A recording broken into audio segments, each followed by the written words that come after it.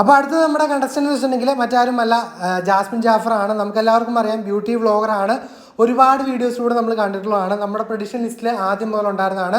പുള്ളിക്കാരി ഒരു കൊല്ലംകാരിയാണ്, beauty vlogs കാര്യങ്ങൾ ചെയ്യുന്നുണ്ട്, അതുപോലെ തന്നെ ഒരു ഇൻഫ്ലുവൻസറാണ്. അപ്പോൾ നമുക്ക് കൂടുതൽ കാര്യങ്ങളെല്ലാം വരും ദിവസങ്ങളിൽ കണ്ടറിയാം. അപ്പോൾ നിങ്ങൾ പുള്ളിക്കാരിയെ സപ്പോർട്ട് ചെയ്യുമല്ലോ എന്നുള്ളത് തീർച്ചയായിട്ടും കമൻറ്റ് ചെയ്യുക. അതിനിടയിൽ നമ്മുടെ ഋഷികുമാറും മുടിയനും വന്നിരുന്നു. അപ്പോൾ എല്ലാ വീഡിയോസും നമുക്ക് അപ്ലോഡ് ചെയ്യാൻ പറ്റാത്തതുകൊണ്ടാണ് മുടിയൻ്റെ വീഡിയോ ഇടാതിരുന്നത്.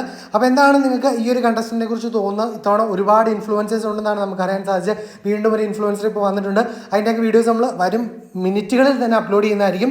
അപ്പോൾ എല്ലാ വീഡിയോസും മുടങ്ങാതെ ലഭിക്കാനായിട്ട് മറക്കാതെ മടിക്കാതെ ചാനൽ സബ്സ്ക്രൈബ് ചെയ്യുക.